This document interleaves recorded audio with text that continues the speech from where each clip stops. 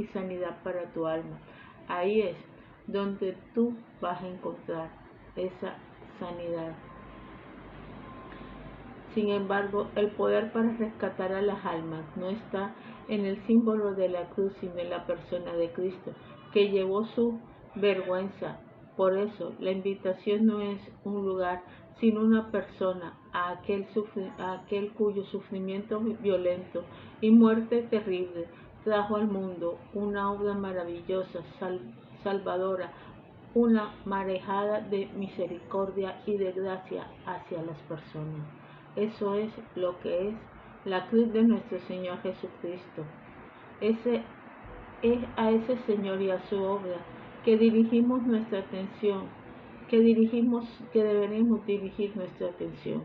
Es la cruz de Cristo lo que vamos siempre a estar nosotros necesitando. Es la cruz de Cristo el que va a sanar tus heridas y el que te va a dar la posibilidad de una vida eterna. Esto lo vemos primeramente en los capítulos 52 y 53, siglos antes de la pasión de nuestro Señor Jesucristo. El profeta Isaías, en sus escritos, describió con detalle asombroso los sufrimientos de Cristo, y me atrevería a decir que con más detalles que el mismo y más vivido que los mismos evangelios. El vergonzoso rechazo de parte de los suyos y su muerte redentora. Es importante que nos detengamos aquí para contemplar, para sentir el dolor, para observar el reproche, para maravillarnos observando el alto costo y para además explorar las maravillas de cómo es que los que estaban separados por el abismo de maldad fueron reconciliados por la obra perfecta de nuestro Padre Celestial. Isaías 52:13 a 53:12 aparecen uno de los 4 cantos del siervo, que incluye y que profetiza el Mesías, llamado aquí el siervo de Dios, el Salvador que rescata de las garras de la muerte y nos da una vida nueva y bendecida. Cada uno de los 5 estrofas en este canto palpita el dolor de nuestro Señor Jesucristo en la cruz del Calvario, el dolor como siervo.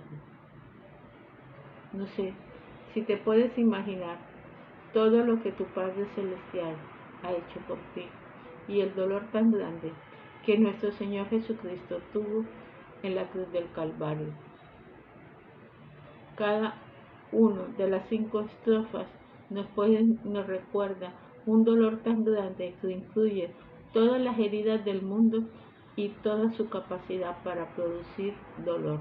Isaías 52:13 al 15 dice así: He aquí, mi siervo prosperará, será enaltecido, levantado y en gran manera exaltado. De la manera que muchos se asombraron de ti, pueblo mío, así fue desfigurada su apariencia, más que la de cualquier hombre, y su aspecto más que el de los hijos de los hombres. Ciertamente, Él esparcirá a muchas naciones, los reyes cerrarán la boca ante Él, porque lo que no les había contado verán, y lo que no habían oído entenderán. El siervo de Dios honrará grandemente, tendrá una gloria tan grande como la misma gloria de Dios. Ese siervo será enaltecido y levantado, tal como el Señor es alto y sublime. Sin embargo, antes de ser glorificado, el siervo sufrirá. Su cara y su cuerpo serán totalmente desfigurados. Estas son palabras que profetizó Isaías. ¿Qué cuadro más acertado de Jesús nos presenta Isaías? Muchos siglos más tarde, el rostro y el cuerpo de Jesús quedaron completamente desfigurados por los azotes que recibió en manos del Sanedrín. Puedes leer Mateo 26:67. De la flagelación y los maltratos en manos de los soldados romanos, Juan 19:1-3, y por las 6 horas de agonía mientras colgaba en la cruz, Juan 19:16-34. Isaías describe que mediante su muerte el siervo apaciguará a muchas naciones, lo que quiere decir que limpiará su pecado a muchos pueblos judíos y gentiles. Hebreos 19:26 a 10:22. Isaías profetizó que la persona a quien muchos no consideraron de ninguna importancia, en realidad lo más importante de todo, él proveerá el sacrificio supremo para la salvación del mundo. Cuando el mundo, en toda su arrogancia de exaltación propia, se dé cuenta de esto, su única respuesta es quedarse en su silencio y estupefacto y lamentándose. Apocalipsis 1:7. Es digno de guardar silencio y de pensar en todos los sufrimientos de Cristo y todo lo que Cristo hizo por amor a ti, por amor a mí y por amor a toda la humanidad. Su rechazo. En la segunda estrofa, Isaías explora más profundamente el rechazo que recibe el siervo. Uno pensaría que las personas recibirán con beneplácito las buenas nuevas de Dios, pero jamás se ha hecho así. Cuando Isaías escribió sobre el siervo de Dios, proclamó el evangelio de la liberación, Isaías 53:1, y esperaba plena respuesta de fe. Tristemente, los versículos iniciales de Isaías nos dicen que el pueblo de Dios no tenía fe.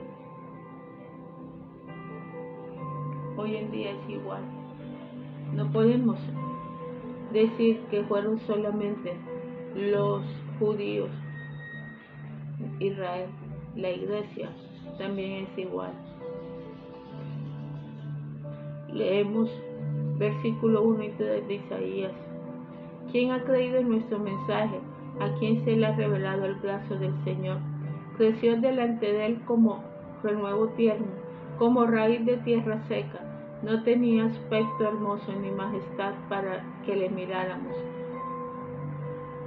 ni apariencia para que le deseáramos, y fue despreciado y rechazado de los hombres, varón de dolores y experimentado en aflicción, y como uno de quien los hombres esconde su rostro, fue despreciado y no lo estimamos. Isaías 51, versículo 1 al 3, 53, versículo 1 al 3. Israel esperaba un conquistador poderoso, un paladín que interrumpiera por las puertas del enemigo y guiara a la nación a la liberación política, a una victoria relámpago. En vez de eso, el brazo del Señor se manifestó por medio de un liberador de una clase muy diferente. A los ojos del pueblo, Jesucristo no encajaba en el molde. En primer lugar, el abolengo de Jesús no tenía nada de impresionante. Desde su niñez, renuevo, no había nada que lo distinguiera de los ciudadanos comunes. En realidad, él no vino como la mayoría, él vino como tierra seca y parecía una hierba mala, sin importancia, que luchaba por la vida en el desierto de Judá. En segundo lugar, su apariencia física dejaba mucho de desear. No tenía un rostro ni aspecto hermoso ni majestad. Su presencia no era impresionante como la de un príncipe encantador y con un carisma que atrajera todas las miradas. Para nada. Era normal del montón. Más bien, fue un personaje despreciado, sin valor y tal vez evitado, de quienes no se espera nada. Este es uno de los pequeños, evidentemente sin consecuencia. Hombre solitario, bien familiarizado con el corazón quebrantado y el dolor, se le consideraba como nada. La gente no daba nada por él. Hoy en día es así también. Nos vamos atrás de religiones vanas y no seguimos a nuestro Señor y a nuestro Padre Celestial, a nuestro Señor Jesucristo. cuán equivocado estaba la gente respecto al Hijo de Dios y con respecto a sí mismo. Isaías 53, del 4 al 6 nos dice: ciertamente, Él llevó nuestras enfermedades y cargó con nuestros dolores. Con todo, nosotros lo tuvimos por azotado, por herido de Dios y afligido. Mas Él es herido por nuestras transgresiones, molido por nuestras iniquidades. El castigo por nuestra paz cayó sobre Él, y por sus heridas hemos sido sanados. Todos nosotros nos descarriamos como ovejas, nos apartamos cada cual por su camino, pero el Señor hizo que cayera sobre Él la iniquidad de todos nosotros. Isaías 53, del 4 al 6. El pueblo pensaba de que algo andaba mal con él y que había hecho algo que merecía el castigo de Dios. La verdad era todo lo contrario. El inocente Hijo de Dios llevó nuestras transgresiones y nuestras iniquidades, y literalmente el Señor llevó la enfermedad y el dolor espiritual resultante de nuestro pecado. Versículo 4. Y sufrió inmensamente en lugar de nosotros. El versículo 5 comunica el horror de la crucifixión. Nuestro Salvador fue herido y molido, sufrió una muerte brutal en la cruz. La frase paralela, por nuestras transgresiones y por nuestra iniquidad, habla mucho de la obra expiatoria de nuestro Señor Jesucristo. Se hizo nuestro sustituto y Él toma nuestro lugar. Su sufrimiento físico hizo posible nuestra salud espiritual. Versículo 5b. ¿Hay alguna una excepción de la regla? Ninguna. Según el profeta, todos nosotros, cada cual, con todo el tiempo y lugar, nos hemos apartado de nuestro Dios y desregado de nuestro pastor. Como Walter Burkeman observó, nosotros nos hemos descarriado del todo, recalcitrantes como ovejas insensatas, olvidadizas que pastan y salen del póstero sin entender la voz del pastor que los llama. Por tal autonomía nos descarriamos y caemos en el riesgo y en el peligro. El siervo ha sido hecho para responder por ese descarrío. El que pensaba que no servía para nada, para nadie, ha llegado a ser todo para todo. El rechazado ahora debe ser reconocido por pura virtud de lo que ha hecho. Sumisión. Isaías 53, 7, 9 nos dice: fue oprimido y afligido, pero no abrió la boca, como cordero que es llevado al matadero, y como oveja que antes sus trasquiladores permanece muda, no abrió su boca para nada. Por opresión y juicio fue quitado. Y en cuanto a su generación, ¿quién tuvo en cuenta que él fuera cortado de la tierra de los vivientes? Por las transgresiones de mi pueblo, a quien correspondía la herida. Se dispuso entre los impíos su sepultura, pero con los ricos fue su muerte, porque había hecho violencia y había engaño en su boca. Pero aún más, en esta maravillosa historia de redención, Jesús no solo llevó el pecado de todo lo que no merecía, sino que no lo hizo sin protestar y sin defensa. A pesar de ese sufrimiento inmerecido e injusto, Jesús no se defendió verbalmente ante nadie. Guardó silencio como cordero que es llevado al matadero, y como oveja ante sus trasquiladores, permanece mudo. Burkeman anota: esta oveja en silencio absorbe los golpes mortales de la hostilidad y es derivada cadencia cristiana. Es el cordero que fue inmolado, el cordero que Dios, que quita el pecado del mundo. Juan 1:29. Según Isaías 53:8, lo que le ocurrió con el Señor fue la más grave de la injusticia. Fue llevado a la muerte para ser cortado de la tierra de los vivientes, para ser eliminado de su propia generación. De nuevo Isaías nota que todo esto le sucedió al siervo de Dios debido a las transgresiones humanas, pues este terrible golpe no corresponde a nosotros los pecadores. Incluso en la muerte se atacó la dignidad del siervo se le asignó la tumba de un criminal, aunque inicialmente se le asignó una sepultura indebido. El siervo de Dios finalmente fue puesto en la tumba de un hombre rico.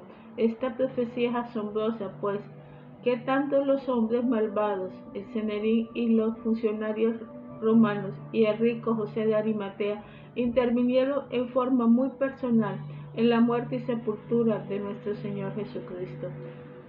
Los versículos finales del Cántico del Siervo que aparece en Isaías describen la perspectiva divina del propósito soberano de Dios en el sufrimiento de su Hijo, así como la vindicación de nuestro Señor por haber sido condenado injustamente.